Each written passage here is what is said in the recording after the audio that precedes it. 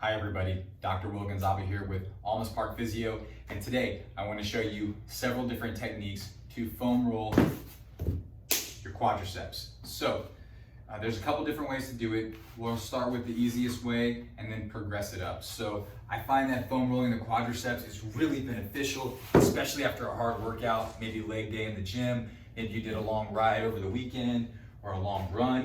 You're definitely going to want to foam roll your quads. So the easiest way to do it is to foam roll both of them at the same time. So in this position here, I've got both quads, you see my right one and my left one, in contact with the foam roller, and both my feet are on the ground. Then I'll put both my elbows on the ground.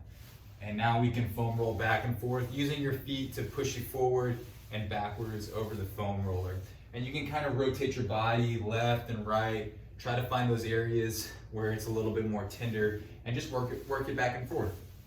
So this is easier because both of my arms are in contact with the ground, both of my legs are on the foam roller, and both of my feet are on the ground. So that distributes force a lot more evenly. So it's not all going into the quadricep. That's where you can start. Then we can progress this by just doing one leg. So what I'll do is both my feet are still on the ground, but I'm gonna rotate my body up a little bit more, and then I'm gonna foam roll back and forth. So you'll feel this immediately that there is more pressure going into your quad, right?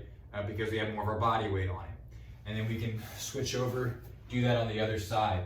Just note that both my feet are still in contact with the ground.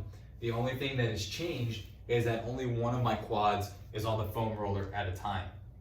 Okay, now let's take that up a step further. So what we can do now is cross one leg over the other, and we can keep both, cross one leg over the other, keep both hands on the ground, and then begin to roll back and forth like so, right? We have a little bit more pressure from our opposite leg through the quad, so you'll feel that a little bit more, but it's not maximally progressed. My final progression would be to raise that leg up off the ground. One leg is stacked over the other, and we're just sliding back and forth using our elbows to propel our body back and forth. That's definitely the hardest one to do, or the most intense one to do.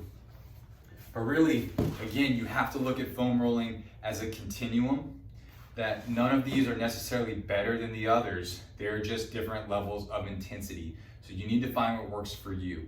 There's a lot of variables that will determine whether you can hold these positions, such as your shoulder strength and the quality of the tissue that you're foam rolling. So if you cannot hold a position stably, that means that you can't hold it for more than 30 seconds, or if you're causing an increase in symptoms in that tissue, that's a good indication that you need to regress down to the other options shown in the video. So give them all a try, and hopefully as you begin to do more of it, you can progress in difficulty. All right, y'all, thank you for watching. Let me know what you think.